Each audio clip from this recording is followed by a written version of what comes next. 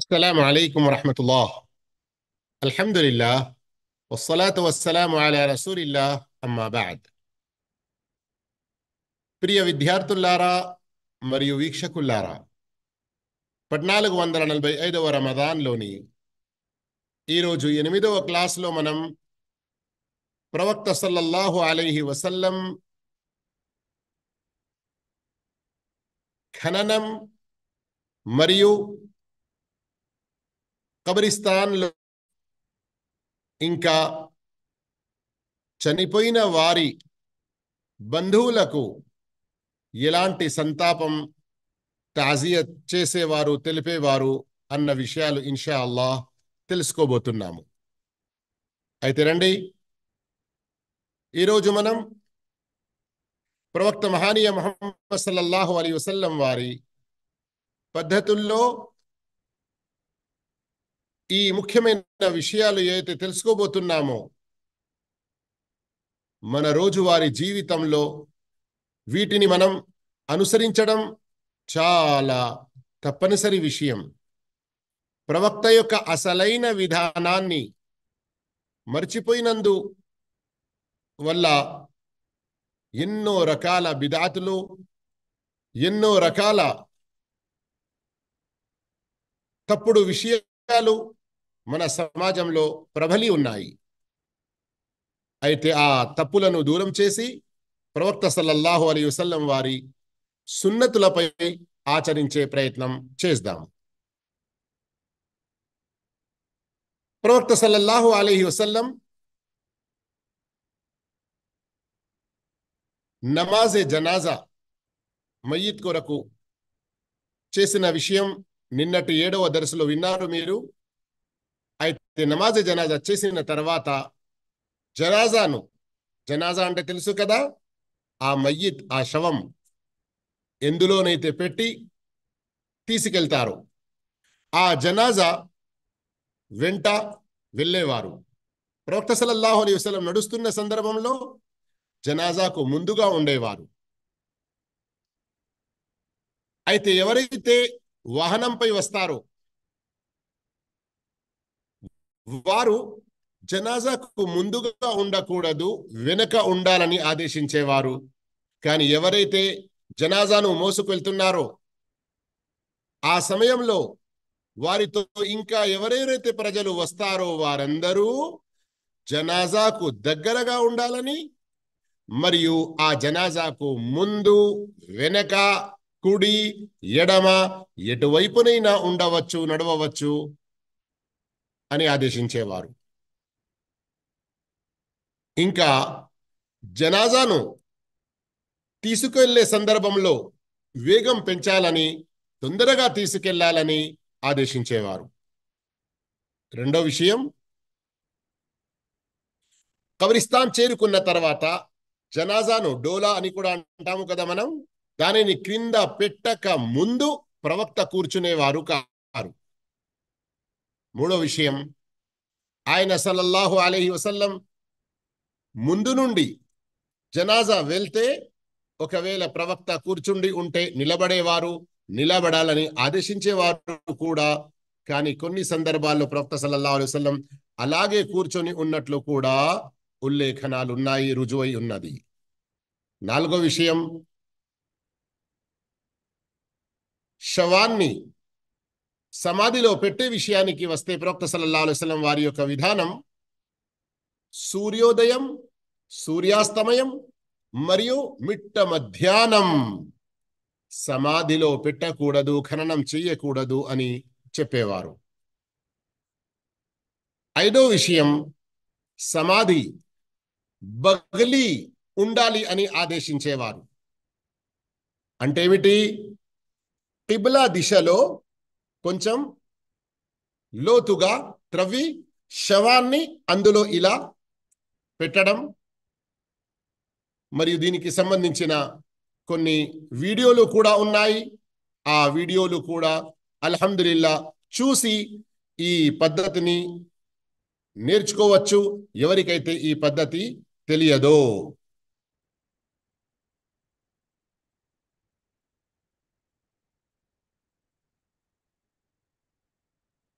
ఇంకా సోదర మహాశివులారా, ప్రవక్త మహానీయ ముహమ్మద్ సల్లల్లాహు అలైహి వసల్లం ఆ సమాధిలో మృతుని యొక్క తల వద్ద మరియు కాళ్ళ వద్ద కొంచెం విశాలంగా త్రవ్వాలని ఆదేశించేవారు. అలాగే సమాధి కొంచెం లోతుగా ఉండాలని కూడా ఆదేశించేవారు. ఆరో విషయం, ఆయన సల్లల్లాహు అలైహి వసల్లం మృతుణ్ణి ఖననం చేసిన తర్వాత అతని తల వైపు నుండి 3 దోసెట్లు మట్టి వేశారు. అయితే ఇక్కడ గుర్తుంచుకోండి, ఆ సమయంలో ప్రవక్త సల్లల్లాహు అలైహి వసల్లం అక్కడ తల వైపున ఉన్నారు కనుక అటువైపు నుండి వేశారు. ఇక ఎవరు ఎటువైపున ఉంటారో అటువైపు నుండి కనీసం ఒక 3 దోసెట్లు మట్టి పోయాలి.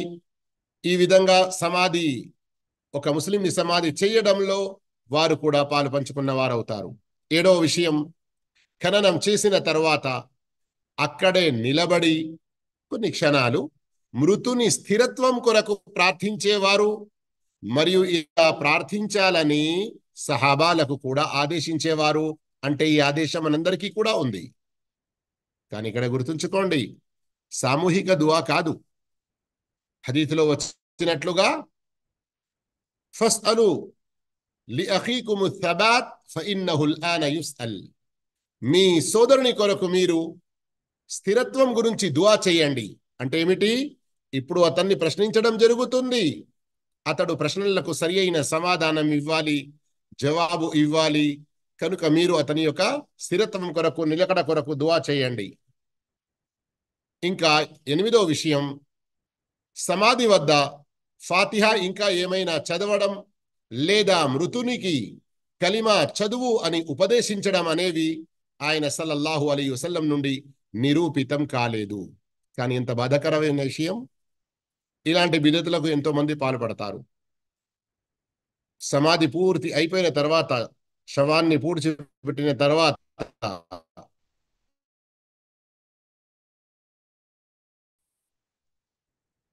తల వైపున నిలబడి సూరతుల్ ఫాతిహా లేదా సూరతుల్ బఖరా యొక్క ప్రారంభ ఆయతులు మరియు లేదా ఆయతులు చదవడం ఇలా కొందరు అలవాటు చేసుకుంటారు. మరికొందరు ఇంతకంటే మరీ ఘోరంగా అక్కడ నిలబడి, బిడా చెప్పు, నా ప్రభు అల్లా చెప్పు, నా యొక్క ప్రవక్త ముహమ్మద్ చెప్పు, నా యొక్క ధర్మం ఇస్లాం, ఇలాంటి ఉపదేశాలు చేస్తూ ఉంటారు. ఇవన్నీ కూడా బిదత్లోకి వచ్చేస్తాయి. వీటి నుండి దూరంగా ఉండాలి. బ్రతికి ఉన్న కాలంలో ఎవరైతే అల్లా యొక్క ఆరాధన, ప్రవక్త విధానాన్ని పాటిస్తూ ఇస్లాం ప్రకారంగా జీవించరో, ఇలా ప్రపంచంలోని ములసాబులందరూ వచ్చి కూడా సమాధి వద్ద నిలబడి చెప్పు చెప్పు చెప్పు అని ఎంత నేర్పినా గాని ఆ సమాధిలో ఉన్నోడు చెప్పలేడు. ఎందుకంటే ఇది వ్యక్తిగత విషయం. 9వ విషయం, చావు వార్త వినిపించడంలో ప్రవక్త సల్లల్లాహు అలైహి వసల్లం వారి విధానం ఏమిటి? ఎవరిదైనా చావు వార్త అతని గొప్పతనాలు చెప్పుకుంటూ చేసేవారు కారు. ఇలా చేయడం నుండి వారించారు కూడా. కానీ కేవలం ఒక ఇన్ఫర్మేషన్ ఇవ్వడానికి లేదా ఫలానా సమయంలో జనాజా ఉంది రండి అని చెప్పడానికి ఇలా చేయవచ్చు. స్వయంగా ఇలా చెప్పినట్లు ప్రవక్త సల్లల్లాహు అలైహి వసల్లం ద్వారా కూడా రుజువైనది. ఇక రండి, మనం ఇప్పుడు ప్రవక్త సల్లల్లాహు అలైహి వసల్లం వారి విధానం శ్మశాన వాటిక, కబరిస్తాన్లో మరియు సంతాపం తెలపడంలో ఏముండినదో తెలుసుకుందాము. మొదటి మాట, సమాధులను అదనపు మట్టి పోసి ఎత్తుగా లేపడం లేదా ఇటుకలతో పేర్చి గట్టిగా తయారు చేయడం లేదా వాటికి ఏదైనా పూత పూయడం మరియు వాటిపై గుంబదులు, గోపురాలు, మజార్లు, దర్గాలు లాంటివి నిర్మించడం, కట్టడం, వీటన్నిటి నుండి ప్రవక్త సల్లల్లాహు అలైహి వసల్లం వారించారు. ఇది ప్రవక్త యొక్క పద్ధతులు కావు. ఇలాంటి ఈ మజార్లు, దర్గాలు షిర్కు చాలా భయంకరమైన స్థానాలుగా నిలుస్తున్నాయి. రెండవది, ఒకసారి హజరత్ అలీ రదియల్లాహు తాలా అన్హు వారిని ప్రవక్త సల్లల్లాహు అలైహి వసల్లం యమన్ వైపునకు పంపుతూ ఈ విధంగా ఆదేశించారు. ఏ చిత్రపటాన్ని మరియు విగ్రహాన్ని చూసినా నీవు దానిని తుడిచివేయి. ఏ చిత్రపటాన్ని చూసినా దానిని చిరిపివేయి. మరియు ఎత్తైన సమాధిని చూస్తే దానిని నేలకు సమానంగా చెయ్యి. ఈ విధంగా ఎత్తైన సమాధులను సమానంగా చేయడం ప్రవక్త వారి విధానం. ఇక్కడ ఎత్తు అంటే సమాధి తవ్వినప్పుడు ఏ మట్టి వస్తుందో మృతుణ్ణి అందులో పెట్టిన తర్వాత అదే మట్టి వేసితే ఒక జానెడు మందం కొంచెం పైకి వస్తుంది, అంతే కదా. అంతవరకు ఉండవచ్చు, దానినే లేవల్ అని అనడం జరుగుతుంది.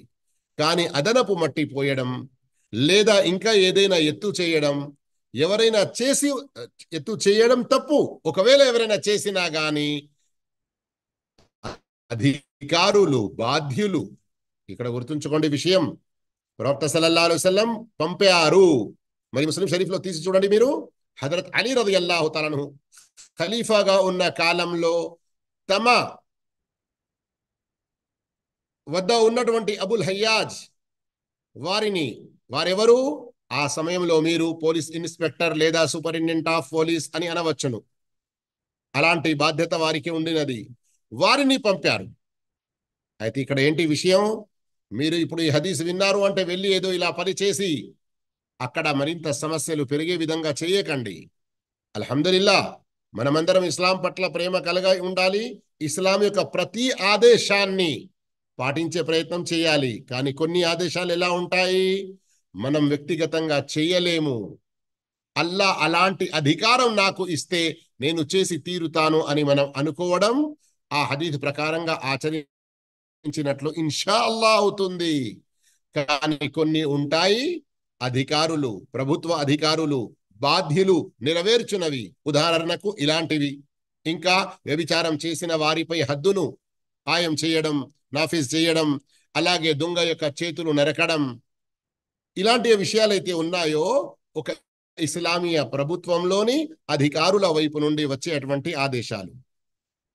ఇంకా సోదర మహాశయులారా, మూడో విషయం, ప్రవక్త సల్లల్లాహు అలైహి వసల్లం సమాధిపై సున్నం వేయడాన్ని, దానిపై నిర్మాణాలు నిర్మించడాన్ని మరియు వాటిపై ఏమైనా బోర్డులు పెట్టి దానిపై రాయడాన్ని లేదా రాసిన పలకలు, ప్లేట్లు మరియు పాలరాతిలపై ఫలానా బిన్ ఫలానా, ఫలానా తారీఖు జన్మించారు, ఫలానా తారీఖు హజ్ చేశారు, ఫలానా తారీఖులో చనిపోయారు, ఇలాంటి మొత్తం జన్మకథ రాసిస్తారు కదా, అలాంటివన్నీ ఏమీ చేయకూడదు. దీనికి అనుమతి లేదు. కేవలం గుర్తు కొరకు ఒక్క రాయి పెట్టడానికి అనుమతి ఉన్నది. ఇక ఐదో విషయం, ఆయన సమాధులపై మస్జిదులు నిర్మించడం, వాటి వద్ద దీపాలు వెలిగించడం, ఇలాంటి పనులన్నిటినీ వారించారు, చేసేవారిని శపించారు. అల్లాహు అక్బర్. లఅనతుల్లాహి అలల్ యహూది వన్నసారా ఇత్తఖదు ఖుబూర అంబియాఇహిం మసాజిద్.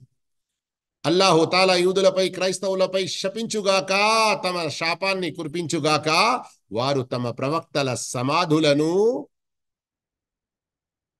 సజ్దా స్థలంగా చేసుకున్నారు. ఇక్కడ కొంచెం ఒక విషయం గుర్తుంచుకోండి. కొందరు ఏమంటారు, మేము సమాధి పై కట్టడం లేదు, పక్కన కడుతున్నాము. అది కూడా తప్పు. సరే, మేము సమాధి కట్టము, కానీ కేవలం కొంచెం గుర్తుండడానికి పెద్ద మనిషి అల్లా యొక్క వలి కదా అని, అలా కూడా కట్టకూడదు. దీనికి అనుమతి లేదు ఏమాత్రం. ఇవే చాలా భయంకరమైన షిర్కు కారణాలు అవుతున్నాయి.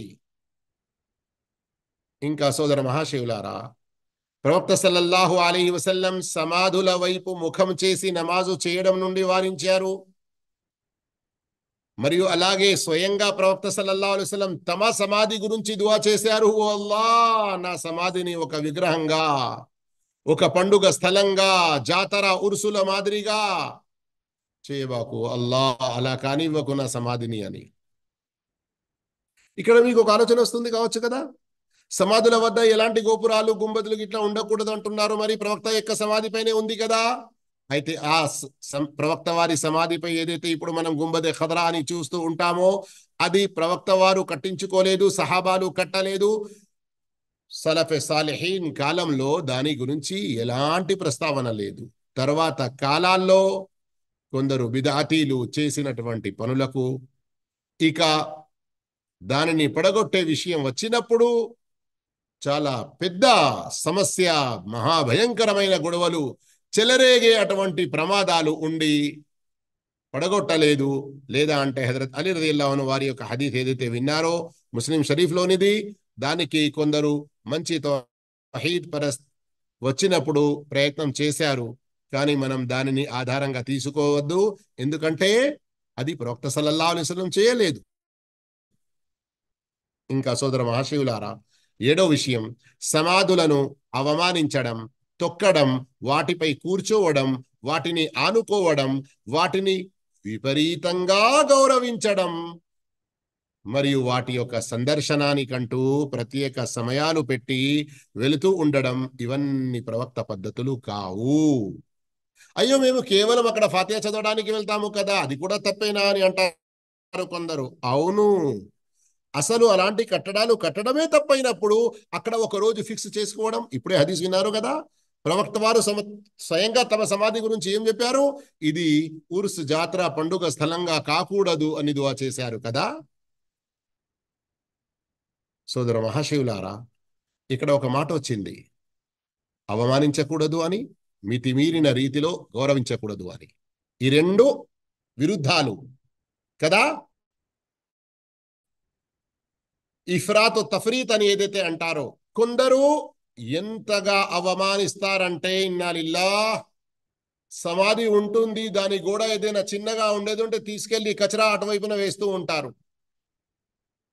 లేదా మరికొన్ని ప్రాంతాల్లో అది నౌదుబిల్లా అస్తగ్ఫిరుల్లా మరుగుదొడ్డిగా తయారైపోతుంది. చెంబు తీసుకొని లోటా తీసుకొని వెళ్ళిపోతారు.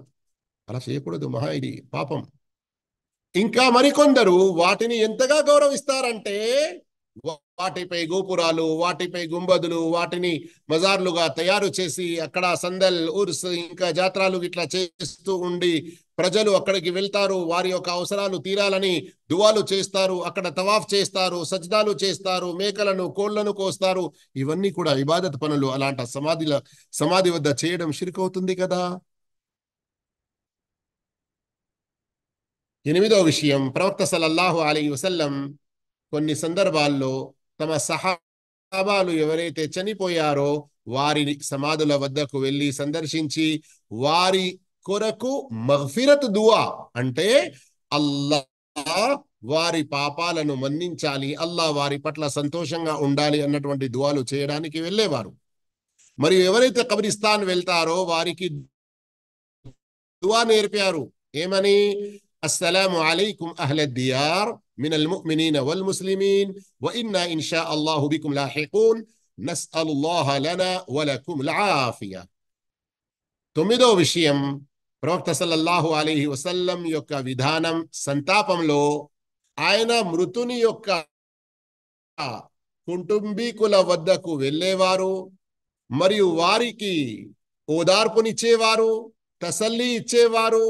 కానీ మృతుల కుటుంబీకులను సందర్శించడానికి, వారికి సంతాపం తెలియడానికి ఏదైనా సమయం ఫిక్స్ చేసుకొని అక్కడ ఏదైనా అందరూ జమా అయి ఖురాన్ ఖానీలు, ఫాతిహా ఖానీలు, ఇంకా ఇలాంటి ఏమైనా బిదాత్ పనులు చేసేవారు కారు. ప్రవక్త సల్లల్లాహు అలైహి వసల్లం ఇలా చేయాలని ఆదేశించలేదు కనుక ఇలాంటి బిదతులకు దూరంగా ఉండండి. ఇంకా సోదర మహాశివులారా, ప్రవక్త సల్లల్లాహు అలైహి వసల్లం విధానంలో మరొక విషయం, ప్రజల కొరకు మృతుల కుటుంబీకులు భోజనాలు నిర్వహించకూడదు.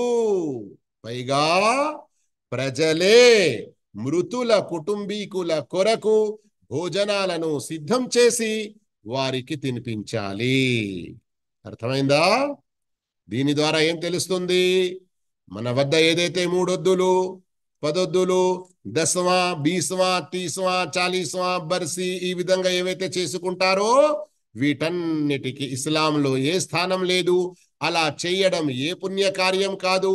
పైగా అది నిషిద్ధం మరియు పాపానికి దారి తీస్తుంది.